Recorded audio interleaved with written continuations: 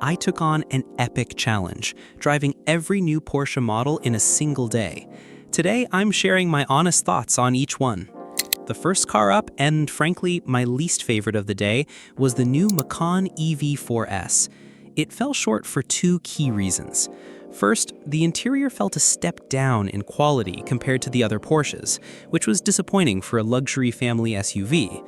Second, while the initial acceleration was impressive, as it is with most EVs, the novelty quickly wore off. When carving through dynamic country roads, the drive felt a bit disconnected and uninspired. It's fast for sure, with 508 horsepower and 0 to 60 time of 5 seconds, and the instant linear torque is undeniable. The exterior design is sharp, and its size is more practical than the massive Cayenne, but the driving experience itself felt vacant. Longer term, I'd be very cautious about the depreciation. Like many EVs and past Macan models, it will likely drop significantly in value. This car is best suited for a city dweller who doesn't travel far and can charge at home.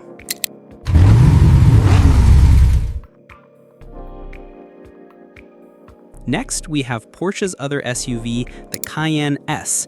This one was a true surprise, as I only got to experience it as a passenger on an off-road course.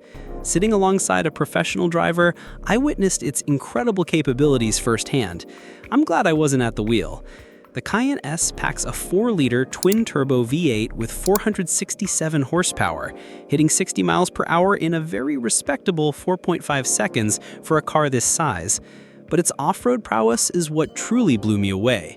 It can scale ridiculous inclines and handle seriously rough terrain, while keeping you remarkably comfortable. At one point, we were tilted at a crazy 39 degrees. The whole time, though, I kept thinking, why?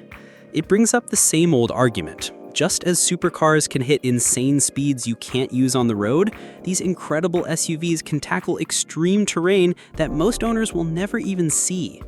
The Cayenne is ultra practical at its core, but I doubt many will ever be used for serious off-roading. Inside, it's a massive leap in quality and comfort over the Macan, and it has a much more aggressive look. Still, for me, it just wasn't as exciting as the other cars on the list.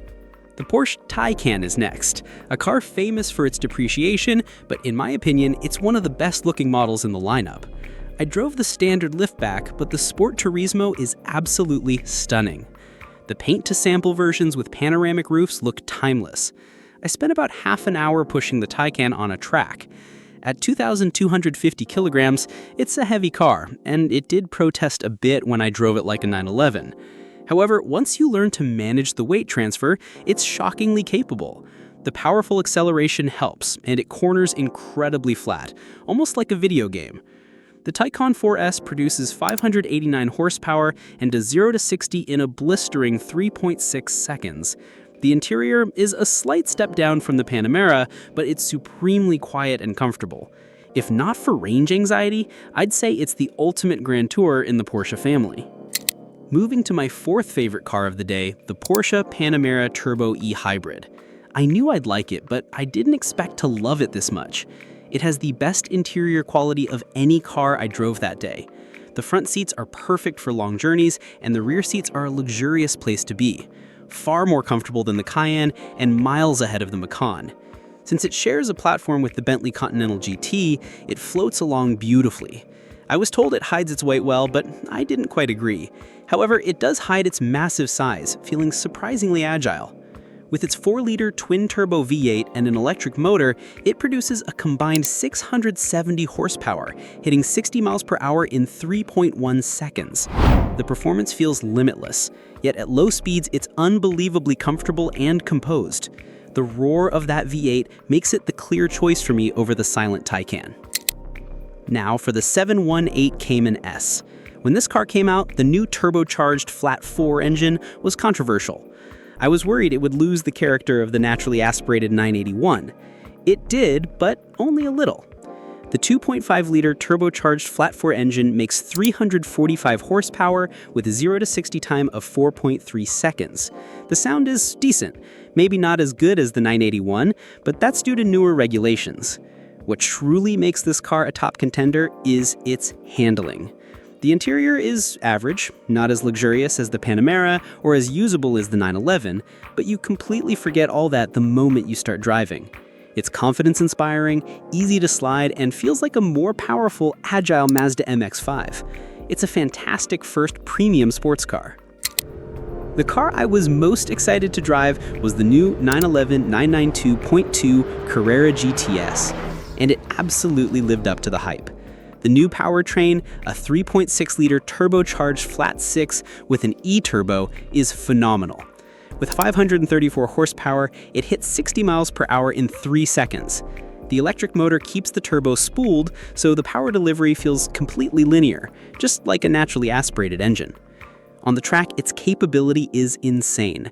While it might not be as sharp as the 992.1 Turbo S, the GTS is more playful and easier to slide the rear end out. The brakes are incredibly strong, and the car feels like it was engineered purely for speed on a track. The 992 interior is also fantastic, ergonomic, premium, and comfortable. I thought the 911 would be my top pick. Then I drove the Porsche 718 Boxster GTS, a naturally aspirated example with a 4-liter flat-six making 394 horsepower.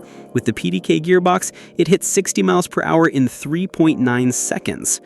I've never fully appreciated the GTS badge before, but this car might be the best-handling, non-track-focused car I've ever driven. It felt like an immediate extension of my body. As soon as I turned, I felt in tune with the car's limits. It's easy to get the back end to step out and let the car float through corners. Most of the Porsche pros on the day agreed that the 718 Spider RS was their favorite, and this car gave me a perfect taste of why. It's a magnificent driver's car. Just like the Cayman, the interior feels a bit dated compared to the rest of them, but the sheer joy of the drive makes you forget all about it.